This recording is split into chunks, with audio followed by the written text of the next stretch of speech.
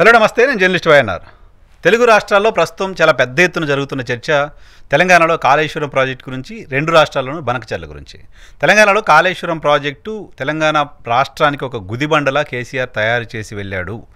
Kaleshwaram project నిర్మాణం సందర్భంగా ఆయన నిపుణుల సూచనల్ని పట్టించుకోలేదు, సొంత నిర్ణయాలు తీసుకున్నారు. ఈ కారణంగా తెలంగాణ రాష్ట్రానికి అన్యాయం జరిగింది, ఆర్థికంగా మాత్రమే కాదు అన్ని రకాలుగా నష్టం జరిగింది అంటూ తెలంగాణలో కాంగ్రెస్ సర్కార్ ఆరోపణలు చేస్తూ వచ్చింది. సేమ్ టైం పీసీ ఘోష్ నివేదిక కూడా కేసీఆర్ని, అప్పటి మంత్రివర్గ సహచరులని, కొంతమంది అధికారులను కూడా తప్పుపట్టింది కాళేశ్వరం అంశానికి సంబంధించి. నిజంగా కాళేశ్వరం తెలంగాణ పాలిట వరమా శాపమా అనే అంశాలతో పాటు బనకచెర్ల ఏ రకంగా తెలంగాణకు నష్టం చేస్తుంది, ఏ రకంగా బనకచెర్ల ఆంధ్రప్రదేశ్కి కూడా నష్టం చేస్తుంది, ఆంధ్రప్రదేశ్కు బనకచెర్ల వల్ల లాభమా నష్టమా అనే అంశాలపైన మనతో మాట్లాడడానికి Hyderabad central university sociology professor Chandri Raghava Reddy గారు మనతో పాటు పాడ్కాస్ట్లో జాయిన్ అవుతున్నారు. సార్ నమస్తే. ఏంటి సార్, ఫస్ట్ కాళేశ్వరం గురించి మాట్లాడుకుందాం. ఏంటి కాళేశ్వరం వరమా శాపమా తెలంగాణకు?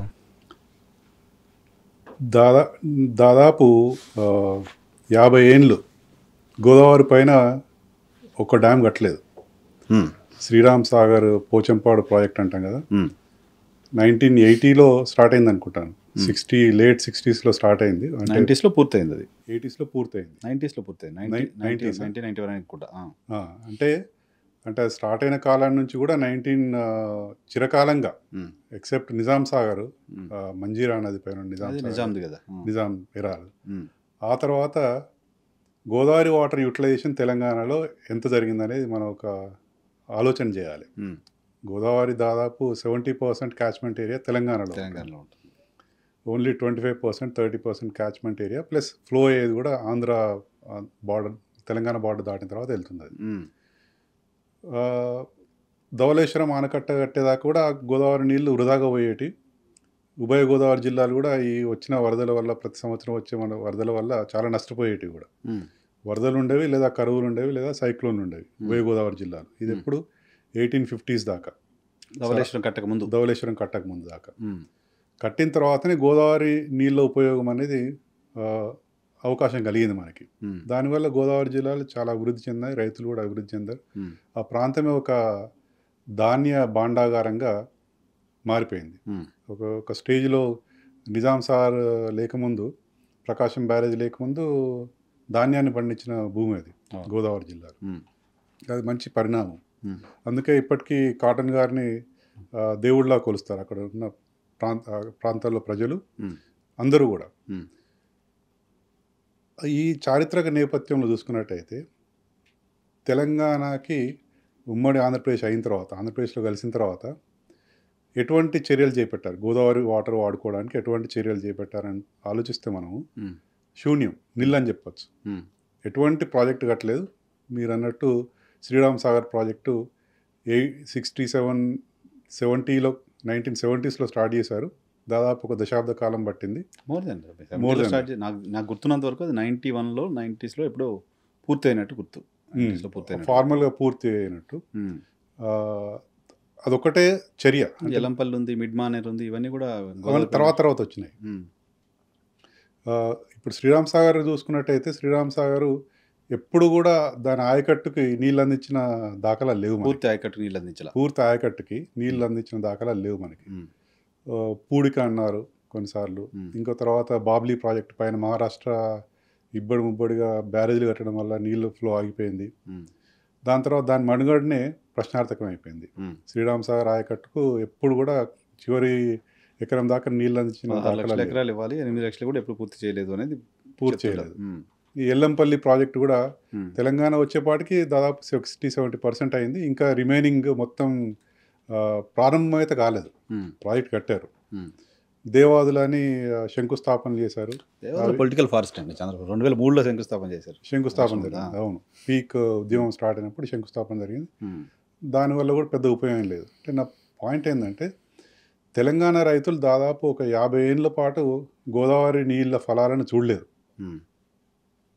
ఎక్కడ కూడా. ఇప్పుడు మాకు మెదక్ జిల్లాలో చూసుకున్నట్టయితే గణపురం ఆయకట్టు, అది నిజాం కాలంలో కట్టిన ఆయకట్టు.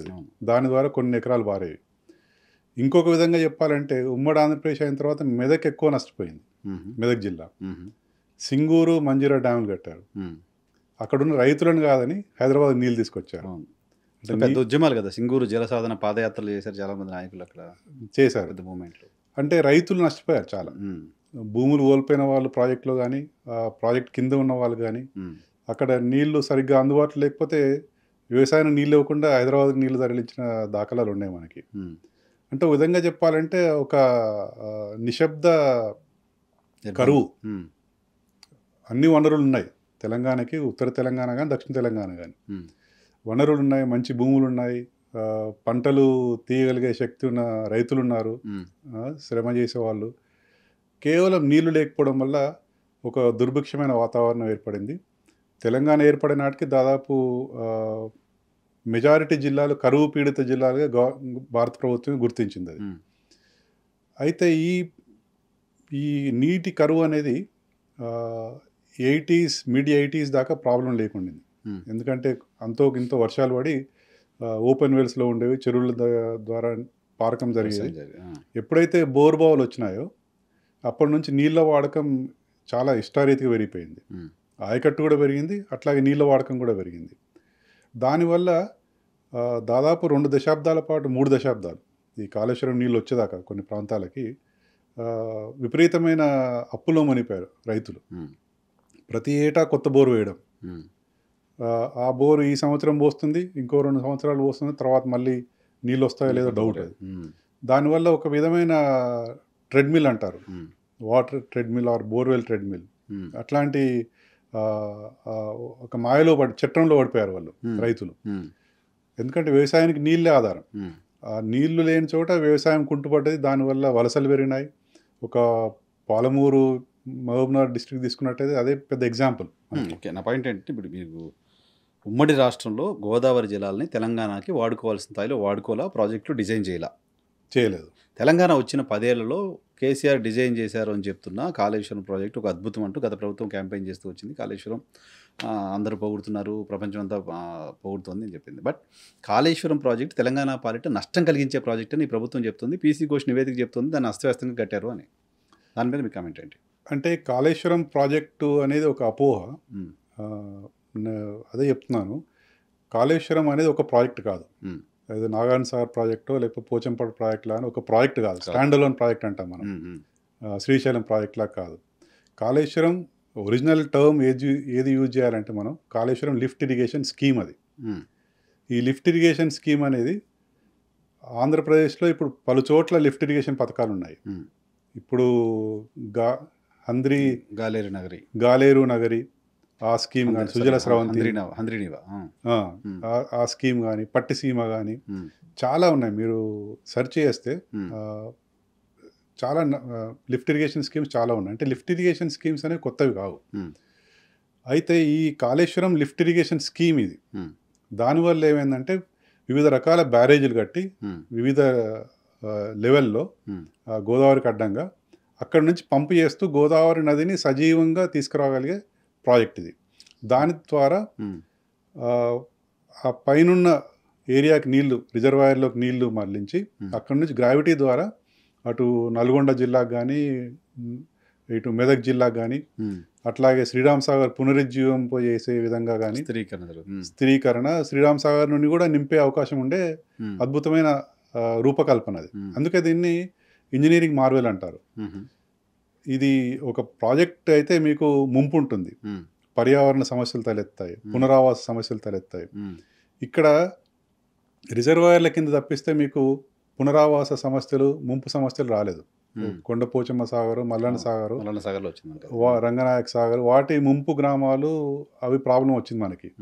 కానీ ఈ అన్నారం బ్యారేజ్ కానీ, సుందిల్లా బ్యారేజ్ కానీ, మేడిగడ్డ బ్యారేజ్లు ఎక్కడ కూడా మనకి ముంపు రాలేదు. ఐడియా ఏంటంటే, అందుకే మనం ఇన్నోవేటివ్ ఐడియా అంటాం. అక్కడ నుంచి నీళ్లు బ్యారేజ్ ద్వారా ఆపి పంపు చేసి నెక్స్ట్ లెవెల్లో బ్యారేజ్లో నింపుకొని, మళ్ళీ ఆ తర్వాత ఇంకొక లెవెల్లో బ్యారేజ్ నింపుకొని అక్కడ నుంచి ఎల్లంపల్లి రిజర్వాయర్ కానీ, ఆ తర్వాత పంప్ హౌజుల ద్వారా ఈ తెలంగాణలో అత్యంత ఎత్తులో ఉన్నటువంటి మల్లన్న సాగర్, కొండపోచమ్మ సాగర్ లాంటి రిజర్వాయర్లకు నీళ్లు తీసుకొచ్చే బృహత్తర ప్రణాళిక ఇది. సో దీంట్లో వివిధ అంశాలు ఇన్వాల్వ్ అయి ఉన్నాయి. ఇప్పుడు మనకి కాళేశ్వరం కమిషన్ వేసింది దానికి రీజన్ ఏంటంటే కాళేశ్వరం కొట్టుకుపోయిందన్న ప్రచారం చేస్తున్నారు. అది కాదు. కాళేశ్వరంలో ఒక భాగమైనటువంటి మేడిగడ్డలో దాదాపు 85 పిల్లర్లు ఉంటే దాంట్లో ఒక బ్లాక్లో 2 పిల్లర్ల దగ్గర ప్రాబ్లం వచ్చిందన్న అంశం, టెక్నికల్ అంశం అది. సో దాన్ని సాకుగా చూపెట్టి కాళేశ్వరం పైన కమిషన్ వేశారు. వెల్కమ్, అంటే మనకి రాజకీయాలతో సంబంధం లేదు కాబట్టి నిగ్గు తేలాల్సిందే. ఒకవేళ ఆ మేడిగడ్డ ప్రాబ్లమే ఉందా, ఇంజనీరింగ్ సరిగ్గా నిపుణుడు సలహాలు ఇవ్వలేదా, సలహాలు పాటించలేదా, లేదా ఏమైనా అవినీతి జరిగిందా అనే అంశాలు తీసుకురావాల్సిందే. కానీ ఆ పేరు చెప్పి కాళేశ్వరం మంచిది కాదు, కాళేశ్వరాన్ని పైన ఒక విష ప్రచారం చేయడం అనేది తెలంగాణ రైతులు హర్షించలేకపోతున్నారు. ఓకే. సో కాళేశ్వరాన్ని గత ప్రభుత్వం జరిగిన ఇబ్బందులు అవినీతి ఏమైనా ఉంటే దాన్ని రెండు కలిపి చూడొద్దు అంటారు. అవును, అవేమైనా ఉంటే తేల్చండి. అవును. బట్ కాళేశ్వరం పైన అటువంటి ప్రచారం చేయొద్దు అని. కాళేశ్వరం పైన అటువంటి ప్రచారం ఎవరు చేస్తున్నారు అనుకుంటున్నారు? అంటే ప్రజలు, ఇది రైతుల అభిప్రాయం. సామాన్య ప్రజలు ఏమంటున్నారంటే మార్నింగ్ లేస్తే పడుకునేదాకా పత్రికలు కానీ, ఎలక్ట్రానిక్ మీడియా కానీ, యూట్యూబ్ ఛానల్లో కానీ, సోషల్ మీడియాలో కానీ, అంటే ప్రముఖ రాజకీయ నాయకులు మాట్లాడడం కానీ, ఎలక్షన్స్లో ఇదొక ప్రచారాస్త్రంగా మారడం వల్ల ప్రజల్లో ఒక అపోహ ఏర్పడింది. వివిధ రకాల మీడియా కారణాలు. అంటే వాళ్ళకి చాలామంది ప్రజలకి, రైతులకు తెలుసు కాళేశ్వరం వచ్చిన తర్వాత నీళ్లు, భూగర్భ జలాలు ఎట్లా పెరిగినాయి, 1-2 మొదటి వర్షాలకే చెరువులు ఎలా నిండుతున్నాయి, కాళేశ్వరంలో భాగంగా మిషన్ కాకతీయ చెరువులు పూడిక తీయడం వల్ల చెరువులోకి ఎలా నింపుకోగలిగారు, ఎస్ఆర్ఎస్పి కాలువలు, వరద కాలువల ద్వారా నీళ్లు తీసుకుపోయి అక్కడ ఆయకట్టు స్థిరీకరించారు. ఇవన్నీ వాస్తవాలు. అయినా ఈ ప్రచారం జరుగుతుంటే వాళ్ళు కూడా కొన్ని అపోహలకు గురవుతున్నారు. అంటే నా ప్రయత్నం ఏంటంటే కాళేశ్వరం అనేది ఒక పెద్ద స్కీమ్. అది ఒక లిఫ్ట్ ఇరిగేషన్ స్కీమ్లో వివిధ అంశాలు ఉన్నాయి. దాంట్లో మేడిగడ్డ అనేది ఒక చిన్న భాగం మాత్రమే. దాన్ని రిపేర్ చేయగలిగితే మనం కాళేశ్వరాన్ని మళ్ళీ ఉపయోగంలో తీసుకురావాలనేది కూడా రైతుల కోరిక. ఎందుకంటే నేను ఇంతకుముందు చెప్పినట్టు మన చారిత్రక నేపథ్యంలో 50 ఏళ్ల పాటు గోదావరి కింది ప్రవహిస్తూనే ఉంది. అది అటు ఆంధ్రప్రదేశ్ జరగల ప్రాపర్గా తెలంగాణ ప్రాంతానికి అసలు లేదండి. తెలంగాణ ప్రాంతానికి గోదావరి నీళ్ళ ఉపయోగం అనేది ఆ విధంగా దృష్టి సారించిన ప్రభుత్వాలు లేవు. ప్రతిసారి తెలంగాణ ఉపరితలం ఎత్తులో ఉంది, నీళ్లు తీసుకురాలేమన్న అపోహలో ఉన్నారు తప్పిస్తే లిఫ్ట్ ఇరిగేషన్ ద్వారా తీసుకురావచ్చు అన్న ఉద్దేశం వాళ్ళకి లేదు. అంటే ఇప్పుడు టెక్నాలజీ పెరిగింది. సోలార్ పవర్ అనేది పెద్ద ప్రచారంలోకి వస్తుంది. అప్పుడు మనకి ఒక్క ఎలక్ట్రిసిటీ, కోల్ బేస్డ్ ఎలక్ట్రిసిటీ కాకుండా, థర్మల్ విద్యుత్తే కాకుండా జల విద్యుత్ ద్వారా ఉపయోగించుకోవచ్చు, లేదా సోలార్ పవర్ కూడా యూజ్ చేసుకుని లిఫ్ట్ చేసుకునే అవకాశాలు ఉన్నాయి. టెక్నాలజీ చాలా బ్రహ్మాండంగా డెవలప్ అవుతుంది కూడా. అందుకే ఆంధ్రప్రదేశ్ ప్రభుత్వం కూడా చాలా లిఫ్ట్ ఇరిగేషన్ స్కీమ్స్ నడిపిస్తుంది. పాయింట్ ఏంటంటే కాళేశ్వరానికి సంబంధించి సరే అవినీతి ఇంకేదో ఆరోపణలు పక్కన పెడితే, కాళేశ్వరం తెలంగాణ ప్రజలకు ఈ 5 ఏళ్ల కాలంలో, మొదటి 5 ఏళ్ళలో పూర్తయింది అనుకోండి, ఈ 5 ఏళ్ల కాలంలో కాళేశ్వరం తెలంగాణ ప్రజలకి ఉపయోగపడిందా లేదా? సోషియాలజీ ప్రొఫెసర్గా మీరు ఏం చెప్తారు? నా పర్సనల్ అబ్జర్వేషన్, అంటే నా పర్సనల్ పరిశీలనలో మా ప్రాంతము మిగతా ప్రాంత ప్రజలతో మాట్లాడినప్పుడు కూడా తెలంగాణలో అభివృద్ధి చాలా జరిగింది కాళేశ్వరం పైన, కాళేశ్వరం నీళ్ళ వలన. కొన్ని ఎగ్జాంపుల్స్ ఇస్తాను నేను, అదంటే రీసెర్చర్గా. ఒక ఎగ్జాంపుల్, అంటే దీని మీద సరైన పరిశోధన జరగలేదు, కాకపోతే మనకి ఇండైరెక్ట్ డేటా ఉంటుంది మనకి. For example food corporation of India వల్ల డేటా, ఈ తెలంగాణలో గడిచిన 5 సంవత్సరాల్లో ప్యాడీ ప్రొక్యూర్మెంట్, వరి ధాన్య సేకరణ ఎంత జరిగింది, దాదాపు 1 కోటి టన్నుల ధాన్యం సేకరించాము అని food corporation of India, government of India, భారత ప్రభుత్వ శాఖ ఇది నిర్ధారించింది. ఇది స్టాటిస్టిక్స్, ఎవరు కాదనలేని సత్యం ఇది. అంటే నీళ్లు లేనిదే మనము పండించలేము కదా, అంతే కదా, సడన్గా పెరగదు కదా. ఇన్నేళ్ల నుంచి పెరగని ఉత్పత్తి సడన్గా ఈ 5 ఏళ్లలోనే ఎందుకు వచ్చింది అంటే, మనము కొన్ని అంశాలు పరిశోధన పరంగా చూస్తే కొన్ని డైరెక్ట్గా కనపడతాయి, ఇంకొన్ని ఇండైరెక్ట్ ఇండికేటర్స్ కూడా ఉంటాయి. ఇప్పుడు ఉమెన్ ఎంపవర్మెంట్, స్త్రీల ఎంపవర్మెంట్ అని చూసుకున్నట్టయితే, మహిళల సాధికారత చూసుకున్నట్టయితే, ఒక అంశం, ఒక ఇండికేటర్ ఏంటంటే స్కూల్ డ్రాప్అవుట్ రేట్లు. అవి తగ్గినాయంటే మహిళలు సాధికార దిశగా పోతున్నారని అర్థం అన్నట్టు. అంటే ఒక ఆర్థిక అభివృద్ధికి, మహిళల అభివృద్ధికి ఒక ఇండికేటర్ అది. సో అట్లా ఇదొక indicator. Food corporation of India, government of India statistics. ఇంకొక దీని మీద సరైన మనకు డేటా లేదు. కాకపోతే consumption of steel for house construction and cement Telangana పల్లెల్లో చాలా పెరిగింది. ఓకే. మీరు ఏ టౌన్కి వెళ్ళినా, ఏ చిన్నపాటి టౌన్కి వెళ్ళినా కూడా కొత్త కొత్త స్టీల్ షాపులు వచ్చినాయి, సిమెంట్ షాపులు వచ్చినాయి. అంటే దీనివల్ల మన రైతు బంధు అనుకోండి, లేదా ఈ పంట వల్ల వచ్చిన ధాన్యం అమ్మంగా వచ్చిన డబ్బుల వలనైతే ఏమైంది, గ్రామీణ ప్రాంతాల్లో ఆర్థిక వ్యవస్థ మెరుగుపడింది. ఇంకొక ముఖ్యమైన అంశం ఇది కూడా, ఐ థింక్ ఈ డేటా మనకి అవైలబిలిటీ లేదు, లేదా తొక్కిపెడుతున్నారో తెలియదు, కానీ యూరియా కన్జంప్షన్ ఎంత పెరిగిందని ఆలోచిస్తే ఫర్టిలైజర్ కన్జంప్షన్ అదొక ఇండికేటర్. అంటే ఆయకట్టు ఎంత పెరిగింది, విస్తీర్ణం ఎంత పెరిగింది. అంటే విస్తీర్ణం పెరగడానికి ముఖ్యమైన అంశము మనం అనుకున్నట్టు ఎలక్ట్రిసిటీ, ఫ్రీ ఫార్మ్ ఎలక్ట్రిసిటీ కాకుండా నీళ్లు ముఖ్యం. నీళ్లు లేనిది ఏ రైతు వ్యవసాయం పట్ల ఇంట్రెస్ట్ చూపెట్టాడు. సో ఈ ఇండైరెక్ట్ ఇండికేటర్స్ ఉన్నాయి, కొన్ని పర్సనల్ అబ్జర్వేషన్లో వచ్చిన అంశాలు ఉన్నాయి. వీటిని బట్టి చూస్తే కాళేశ్వరం వ్యవసాయాన్ని చాలా అభివృద్ధి చేసిందని అని చెప్పుకోవచ్చు తెలంగాణలో. కానీ మీరే చెప్తున్నట్టుగా అది ప్రాజెక్ట్ కాదు, just lift irrigation scheme. Lift irrigation scheme కోసం 1,00,000 కోట్ల రూపాయలని తెలంగాణ లాంటి ఒక రాష్ట్ర ప్రభుత్వం ఖర్చు పెట్టి ప్రతి ఏటా మళ్ళీ 10,000 కోట్ల రూపాయలకు పైగా కరెంటు బిల్లు కట్టాల్సిన పరిస్థితిలో ఉండే ఒక లిఫ్ట్ని తయారు చేస్తే అది తెలంగాణ గుదిబండ కాకపోతే ఏ రకంగా తెలంగాణకు వరం అవుతుంది అనే ఆర్గ్యుమెంట్కి ఏంటి ఆన్సర్? ఓకే, మీరు అడిగిన ప్రశ్నలోంచే కొన్ని అంశాలు తీసుకుందాం. తెలంగాణకు గుదిబండ అంటే ఎవరికి గుదిబండ? తెలంగాణ ప్రజలకి, ప్రభుత్వానికి. ప్రభుత్వం కట్టాల్సిందే కదా. ఇప్పుడు కాళేశ్వరం ప్రాజెక్ట్ లేదనుకోండి, తెలంగాణ రైతుల పరిస్థితి ఏంటి?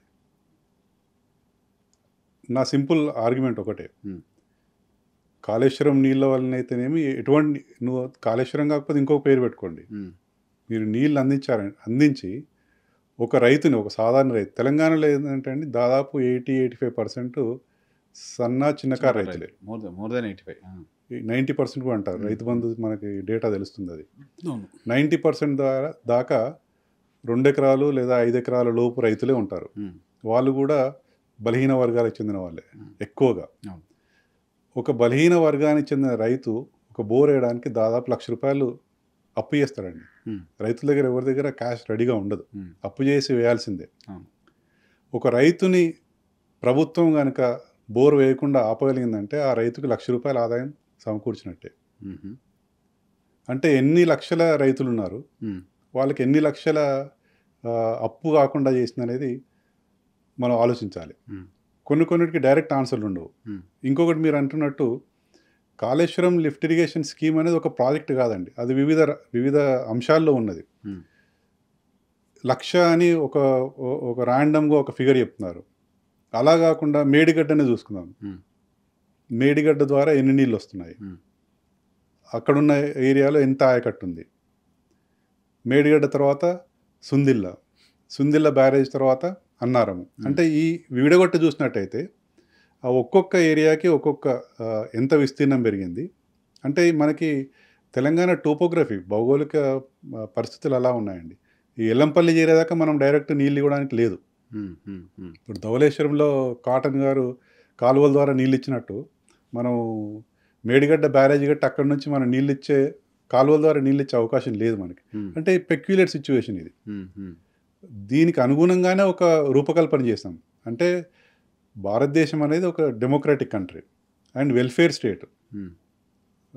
వెల్ఫేర్ స్టేట్లో ముఖ్యమైన అంశం ప్రజల బాగోగులు. ప్రజల బాగోగులు అన్నప్పుడు ఎంత ఖర్చుకైనా వెనకాడదు. అంటే ఒక రైతు బోర్ వేస్తే ₹1,00,000 నష్టపోతారనే ఆలోచనతో ఓ ప్రభుత్వం మొత్తం రాష్ట్ర ప్రజలు అందరిని ఎత్తేనా 1,00,000 కోట్లు పెట్టొచ్చా?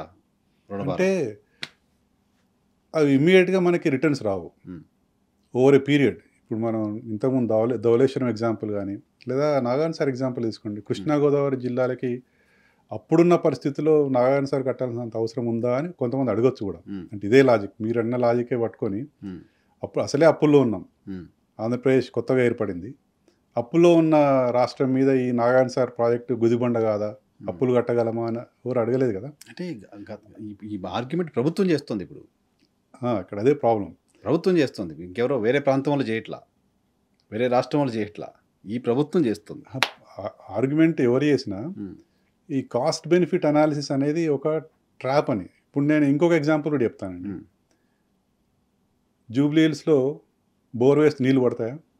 ఫర్ ఎగ్జాంపుల్, నేను ఎవరిని క్రిటిసైజ్ చేయట్లేదు. ఉమ్. ఎంత బోర్ వేసినా దాదాపు 1000 ఫీట్లు వేసినా నీళ్ళు కావు. 2000, 2000 ఇప్పుడు. It's a government responsibility to ensure drinking water. Hmm. అందరికీ మంచినీళ్ళు అందించాలనేది అది ధనిక వర్గమైన పేదరికంలో ఉన్న వాళ్ళకైనా నీళ్ళు అందించాలని గవర్నమెంట్ యొక్క రెస్పాన్సిబిలిటీ. అది మన సస్టైనబుల్ డెవలప్మెంట్ గోల్స్లో కూడా ఉంది అది. ఉమ్, దానికోసం మరి అత్యంత ఎత్తులో జూబ్లీ హిల్స్ ప్రాంతంలో వివిధ రకాల పంపులు కట్టారు, రిజర్వాయర్లు కట్టారు. ఉమ్, అంటే దానికి మీరు ఆ కాస్ట్ బెనిఫిట్ అనాలిసిస్ చూస్తే um, Hyderabad metro water works realise చేస్తుందా, వాళ్ళు ఎంత ఇన్వెస్ట్ చేస్తున్నారు, ఎంత బ్యాక్ వస్తుంది వాళ్ళకి. ఓకే. ఈ సింపుల్ లాజిక్ మరి ఈ ధనిక వర్గాలు ఉన్న ఇటువంటి ప్రాంతాల ప్రజల గురించి ఎందుకు అడగట్లేదు? ఓన్లీ రైతుల గురించి ఎందుకు అడుగుతున్నారు? ఉమ్, దట్టు తెలంగాణ రైతుల గురించి ఎందుకు అడుగుతున్నారు? తెలంగాణ రైతుల దగ్గరికి వచ్చేసరికి ఈ సమస్యలు ఎందుకు వస్తున్నాయి? ఉమ్, ఇప్పుడు పోలవరం ప్రాజెక్టు గురించి ఆ పోలవరం ఆంధ్రప్రదేశ్ రాష్ట్ర పార్టీల మధ్య భిన్నాభిప్రాయం లేదు, నాయకుల మధ్య భిన్నాభిప్రాయం లేదు. చంద్రబాబు నాయుడు గారు స్టార్ట్ చేశారు, అంతకుముందే స్టార్ట్ అయింది అనుకోండి. చంద్రబాబు నాయుడు విడిపోయిన తర్వాత చంద్రబాబు నాయుడు గారు స్టార్ట్ చేశారు, కాఫర్ డ్యామ్ కొట్టుకుపోయింది. ఉమ్, జగన్మోహన్ రెడ్డి గారు వచ్చారు, ఆయన కంటిన్యూ చేశారు. ఉమ్, ఆయన తర్వాత చంద్రబాబు నాయుడు గారు కూడా కంటిన్యూ చేస్తున్నారు. ఉమ్, అంటే నా పాయింట్ ఏంటంటే, we are not against Polavaram, um, neither we are against Banakacherla. Banakacherla కూడా వ్యతిరేకం కాదు. ఉమ్, మీ రాయలసీమ కరువు ప్రాంతం, ఉమ్, నీళ్లు తీసుకుపోవాల్సిందే. ఉమ్, కానీ తెలంగాణ రైతులు ప్రజలు గుర్తించాల్సింది ఏంటంటే, ఈ రెండు ప్రాజెక్టుల మీద అక్కడి ప్రజల్లో కానీ నాయకుల్లో కానీ పార్టీలో కానీ భిన్నాభిప్రాయాలు లేవు. ఉమ్, మనం దీనికి నేను ఎందుకు చెప్పగలుగుతున్నా అంటే ఇంత ఆథెంటిక్గా, ఏ ఒక్క పేపర్ మెయిన్ స్ట్రీమ్ తెలుగు పేపర్లో కానీ ఇంగ్లీష్ పేపర్లో కానీ ఎలక్ట్రానిక్ మీడియాలో కానీ దీని మీద చర్చ జరగలేదు. ఉమ్. నెగటివ్గా, వ్యతిరేకంగా, పోలవరం ఎందుకు మనకు అవసరమా అని ఏ ఒక్క పార్టీ మాట్లాడినట్టు కానీ. సెంటిమెంట్ అయిపోయింది ఇప్పుడు ఆంధ్రప్రదేశ్ ప్రజలకి, వ్యతిరేకంగా మాట్లాడే పరిస్థితి లేదు. మరి తెలంగాణ రైతులు ఏం పాపం చేసుకున్నారు? తెలంగాణ అది కాళేశ్వరాన్ని తెలంగాణ కడుతుంది అనే దానికంటే కూడా కేసీఆర్ కడుతున్నాడు అనే ప్రొజెక్షన్ ఎక్కువ జరగడం వల్ల జరిగిన నష్టమా?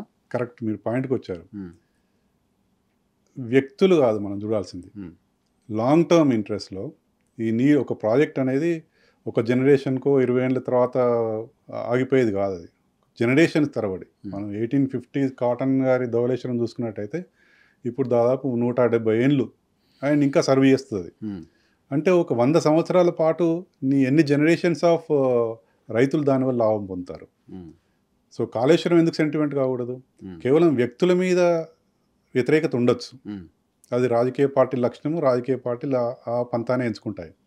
కానీ ప్రజలు ఆలోచించాల్సింది ఏంటంటే వ్యవస్థలు ముఖ్యం. ఉమ్, ఒక ఇరిగేషన్ వ్యవస్థను క్రియేట్ చేశారు, ఒక ఇన్నోవేటివ్ మోడల్ అది. ఉమ్, మనకి దీనికన్నా ఇంకా మంచి వ్యవస్థలు కానీ మోడల్స్ కానీ లేవు, నమూనాలు లేవు మనకి. ఉమ్, అంతకుముందు కాళేశ్వరం లిఫ్ట్ ఇరిగేషన్ స్కీమ్ కన్నా ఇప్పుడు మనం ఆంధ్రప్రదేశ్లో లిఫ్ట్ ఇరిగేషన్ స్కీమ్లు ఉన్నాయి, కానీ అవి చిన్న లిఫ్ట్ ఇరిగేషన్ స్కీమ్స్. ఉమ్, ఒక దగ్గర నుంచి ఒక కెనాల్లో వేస్తారు, ఆ కెనాల్ ద్వారా రిజర్వాయర్లు నింపుతారు. ఉమ్, ఇప్పుడు గాలేరు దాంట్లో సుజల స్రవంతిలో కూడా అంతే. డ్రైనేజ్, ఒక చోట లిఫ్ట్ చేసి బనకచెర్ల ద్వారా శ్రీశైలంలో కృష్ణా నీళ్లు లిఫ్ట్ చేసి రిజర్వాయర్ల ద్వారా నింపుతారు, పోతిరెడ్డిపాడు ద్వారా. ఉమ్, కానీ తెలంగాణలో వివిధ అంచెలంచెలు లిఫ్ట్ కావాలి మనకి. ఉమ్, ఎక్కడో 50 మీటర్ల మీన్ సీ లెవెల్లో ఉన్న గోదావరిని దాదాపు 450 మీటర్ల మీన్ సీ లెవెల్ దాకా తీసుకురావాలి. ఉమ్, అంటే అంచెలంచెలుగా లిఫ్ట్ దీనికి మనకి ప్రపంచంలో ఎక్కడ మోడల్స్ లేవు. ఉమ్, ఒకవేళ దీనికన్నా మంచి మోడల్స్ ఉండి తక్కువ ఖర్చుతో చేయగలిగారంటే ఇప్పటికీ అవకాశం ఉంది కదా, ఉమ్, ఇప్పటికీ చేయొచ్చు. సో వ్యక్తులపైన వ్యతిరేకతని వ్యవస్థలపైన రుద్దడము, అట్లాగే ఆ ప్రాంత ప్రజలపైన వ్యతిరేకత లాగా భావించాల్సి వస్తుందేమో అని అనుకుంటున్నారు. ఓకే. సో అసలు మనకి కాళేశ్వరం మినహా వేరే ఆల్టర్నేటివ్ లేదా? ప్రాణహిత చేవెళ్ళ పేరుతో కాంగ్రెస్ పార్టీ 2014 ముందు డిజైన్ చేసిన ప్రాజెక్ట్ని అనవసరంగా మార్చారు లాంటి ఒక వాదన కూడా వస్తుంది. ప్రాణహిత చేవేళ్ళలో కూడా మీరు చూసుకున్నట్టయితే వివిధ రకాల లిఫ్ట్లు ఉన్నాయండి దాంట్లో కూడా. ఆల్మోస్ట్ సిమిలర్ ప్రాజెక్ట్ కదా. Similar project. దీంట్లో మార్చింది ఒకటే ప్లేస్ మేడిగడ్డ. అంటే ఒక ఐడియాతో మార్చారు అది. అంటే ప్రాణహిత కాన్ఫ్లుయెన్స్, ప్రాణహిత వచ్చి కలుస్తుంది కాబట్టి అక్కడ నీళ్ళు అవైలబిలిటీ ఎక్కువ ఉంది కాబట్టి అక్కడ నుంచి తీసుకుందాం అన్న ఉద్దేశంతో మార్చారు అది. సో ఇది ప్రాణహిత చెవెలు అంటే ప్రాణహిత చెవెళ్ళకున్న లక్ష్యాలు మారినాయి. దాంట్లో ఈ శ్రీరామ్ సాగర్ ఆయకట్టు స్థిరీకరణ లేదు, లేదు. హైదరాబాద్ డ్రింకింగ్ వాటర్ లేదు. మిషన్ భగీరథకి గ్రామీణ ప్రాంతాల్లో నీళ్ళ సౌలభ్యానికి అది లేదు. ఇండస్ట్రియల్ నీడ్స్ కూడా అంతగా లేవు. అంటే తెలంగాణ వచ్చిన తర్వాత తెలంగాణ దృష్టితో ఆలోచిస్తే ఈ అవసరాలు పెరిగినాయి. ఈ అవసరాలు నిజమేనని తేలినాయి. ఈ అవసరాలకు అనుగుణంగా ఈ ప్రాజెక్టు కట్టారు. ఇక్కడ ఇంకొక అపోహ ఏమైందంటే ఈ ప్రాజెక్ట్ అతి తక్కువ కాలంలో కట్టిన project. Very short period. 4.5 years maximum అనుకుంటే 4.5 years. 4.5 yearsలో మల్లన్న సాగర్ నుంచి మనం నీళ్ళు వదిలారు. అదే ఈ ప్రాజెక్ట్ని వివిధ రకాలుగా విభజించి ఒక టర్మ్లో 10,000 స్పెండ్ చేసి ఇంకొక టర్మ్లో 20,000 స్పెండ్ చేసినట్టే ఇంత అపోహ రాకపోయేదా మరి? కానీ దానివల్ల ఎంత వెనుకబడిపోయేది. Telangana now became one of the highest GDP states in the country. అంటే ఇటువంటి ఫలితాలు చూడాలంటే కొన్ని ఫాస్ట్గా టేకప్ చేయాల్సిందే. ఇంకొకటి ఈ క్లెయిమ్ చేయకపోతే వాటర్ రైట్స్ కూడా పోతాయి. ఓకే.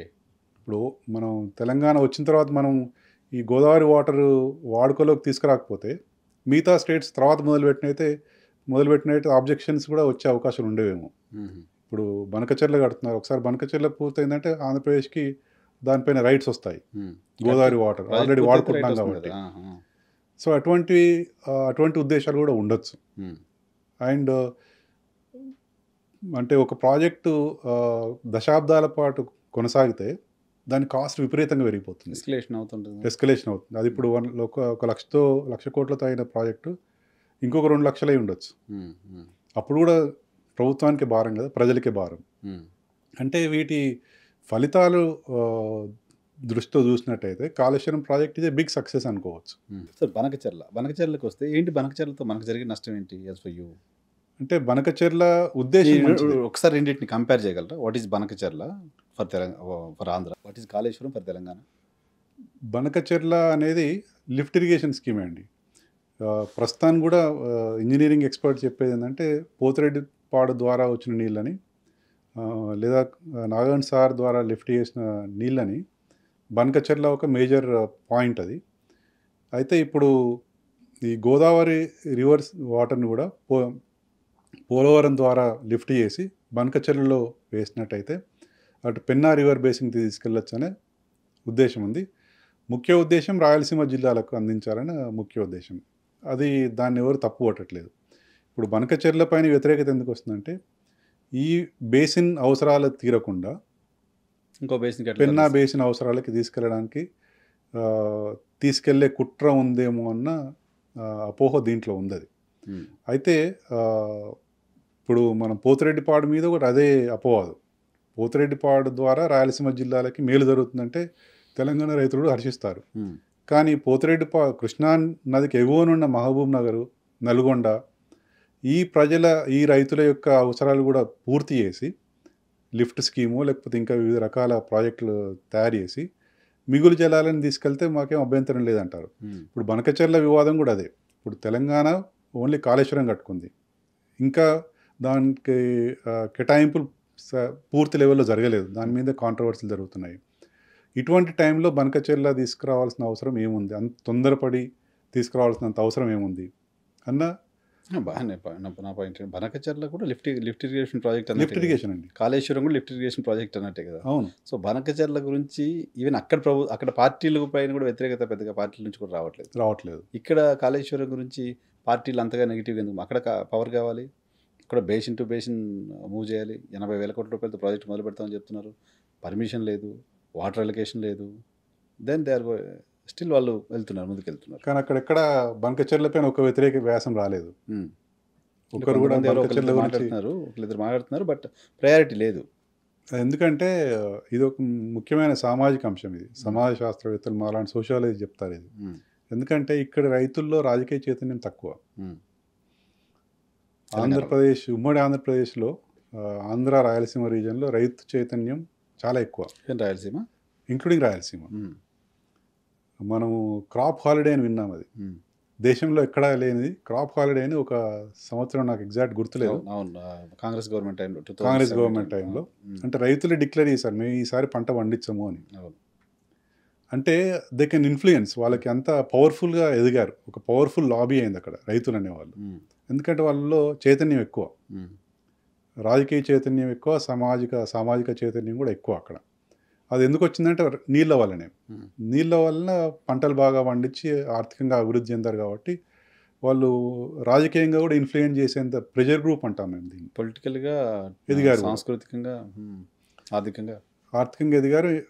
వాళ్ళు పొలిటికల్ పార్టీస్తో డైరెక్ట్గా అటాచ్ లేకపోయినా కూడా, సంబంధం లేకపోయినా పొలిటికల్ పార్టీస్ని ఇన్ఫ్లుయెన్స్ చేయగలిగారు.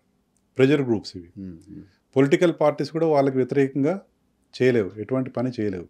ఇప్పుడు మీరు అన్నట్టు చంద్రబాబు నాయుడు గారు తయారు చేస్తున్న బల్కచెర్ల పైన వైఎస్ జగన్మోహన్ రెడ్డి గారు వ్యతిరేకంగా మాట్లాడలేరు.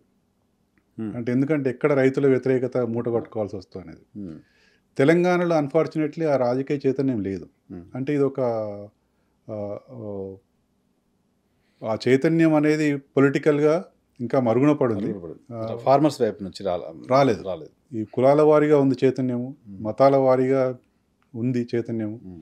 అంటే రాజకీయాల్లో ఎలక్షన్స్కి వచ్చేసరికి కులాల వారీగా విడిపోతున్నారు, మతాల వారీగా విడిపోతున్నారు. కానీ రైతులు సంఘటితంగా మేము మనకు కావాల్సినవి ఏంటి, రాజకీయ పార్టీలు నిలదీయాలి అన్న చైతన్యం ఇంకా రావట్లేదు. దానివల్లే ఇక్కడ ఇన్ని వ్యతిరేక శక్తులు అనొచ్చు, లేకపోతే వివిధ రకాల శక్తులు ఉన్నాయండి కాళేశ్వరంని అంటే కాళేశ్వరం పైన దుష్ప్రచారం చేయడానికి. సో కాళేశ్వరం ప్రాజెక్టు తెలంగాణకు వరమే as for you. A project అయినా శాపం కాదు, శాపం అసలే కాదు. వరమా లేదో చెప్పడం విషయం తటపటాయించిన శాపం మాత్రం కాదు. ఏ ప్రాజెక్ట్ అయినా, గోదావరి పైన మీరు కాళేశ్వరం అంటారా, ముక్తేశ్వరం అంటారా, శ్రీరామ్ సాగర్ నీళ్ళు అంటారా, గోదావరి నీళ్ళని ఉపయోగించే ఏ ప్రాజెక్ట్ అయినా శాపం కాదు. మీరు కాస్ట్ బెనిఫిట్ అనాలిసిస్ తీసుకున్నట్టయితే తెలంగాణ రైతుల పక్షాన్ని మేము అడిగేది ఏంటంటే, జూబ్లీ హిల్స్కి మీరు నీళ్ళు సప్లై చేస్తున్నారు, హైదరాబాద్ మెట్రో వాటర్ వర్క్స్ ఎంత లాభం వస్తుంది దానికి? That is your primary responsibility కదా. సస్టైనబుల్ డెవలప్మెంట్ గోల్స్ అండి, సుస్థిర అభివృద్ధి లక్ష్యాల్లో ఇది ఒక నీళ్ళ సౌలభ్యము, నీళ్ళ అనేది డెమోక్రాటిక్ కంట్రీస్, ఆల్ కంట్రీస్కి రెస్పాన్సిబిలిటీ, ప్రైమరీ రెస్పాన్సిబిలిటీ అది. దానికి కాస్ట్ బెనిఫిట్ అనాలిసిస్ చేయలేం మనం. ఒకవేళ మీరు ఇదే కనుక తీసుకున్నట్టయితే, ఇంతకుముందు నుంచే గోదావరి నీళ్ళ వాడకం వచ్చినట్టయితే ఇప్పుడు 1,00,000 కోట్లు పెట్టాల్సిన అవసరం ఏమొచ్చేది తెలంగాణ. అతను వాడుంటే అప్పుడు 50,000 కోట్లతో 30,000 కోట్లతో అయిపోయేది కదా. అసలు రానే రాదు మనకి. ఒక స్టెప్ బై స్టెప్ ప్రాజెక్టులు కట్టుకుంటూ పోయేవాళ్ళం. అంటే ఇంతకాలమైన నెగ్లెక్ట్కి ఎవరు పే చేస్తారు? ఇంతకాలం ఒక 2 జనరేషన్స్ మా కళ్ళ ముందే, బొంబాయి దుబాయ్ అంటారు కదా, సోలాపూర్ పోయారు, సూరత్ పోయారు, మైగ్రేషన్. పాలమూరు అంటే వలసల జిల్లా. మరి ఇప్పుడు ఇటువంటి వలసలన్నీ ఆగిపోయి రైతు ఉన్న ఊర్లోనే వ్యవసాయం చేసుకోగలుగుతున్నాడు. అంటే ఇదే ఒక 2 జనరేషన్స్ ముందు, అంటే ఒక 30-40 years ముందు జరిగినట్టే తెలంగాణ ఇంత అభివృద్ధి జరిగేది. ఇంత 1,00,000 కోట్లు పెట్టాల్సినంత అవసరం వచ్చేది కాదు. ఇప్పుడు కట్టాలంటే దాన్ని 2,00,000 కోట్లు కావాలేమో కదా. ఇప్పుడు ఈ రోజు మొదలుపెట్టి కట్టడం మొదలు పెట్టాలంటే 2,00,000 కోట్లు కావాలి. 2 లక్షలు కావాలి. కొన్ని ఫ్లైఓవర్సే దాదాపు దశాబ్ద కాలం పడుతున్నాయి ఫ్లైఓవర్స్ కట్టడానికి. సో అటువంటప్పుడు ఇది మనం అప్రిషియేట్ చేయాలి. అంటే ఆ ఎఫర్ట్స్ ఊరికే వచ్చింది కాదండి, అది ఇర్రెస్పెక్టివ్ ఆఫ్ పార్టీలకు అతీతంగా అది ప్లాన్ చేయడం కానీ, ఇంప్లిమెంట్ చేయడం, ఎగ్జిక్యూట్ చేయడం, కమిషన్ చేయడము అన్నీ ఒకే టర్మ్లో 5 ఏళ్ల కాలంలో, అంటే 5 ఏళ్ళు ఒక ప్రభుత్వానికి కాలం ఉన్నట్టయితే ఆ కాలంలో ఇంత పెద్ద ఎత్తున జరిగిన మల్టీ లొకేటెడ్ అంటే డిఫరెంట్ ప్లేసెస్లో జరుగుతున్న వర్క్స్ అన్నిటిని కూడా కోఆర్డినేట్ చేస్తూ తీసుకురాగలడం అనేది ఒక అద్భుతం. అది తెలంగాణ ఇంజనీర్లు చేసిన అద్భుతం అది. సో చూడాలి బనకచెర్ల పైన ఇంకా ప్రభుత్వం ముందుకెళ్ళాలి. సో అధికారుల కమిటీ ఏదో అన్నారు, ఇంకా కమిటీ చేసినట్లే ఏం జరుగుతుందో చూద్దాం. కాళేశ్వరం అంశానికి సంబంధించి మీ వాల్యుబుల్ ఇన్ఫర్మేషన్ ఇచ్చినందుకు thank you very much sir. ఇది రాఘవరెడ్డి గారితో స్పెషల్ పాడ్కాస్ట్. చూస్తూనే ఉండండి.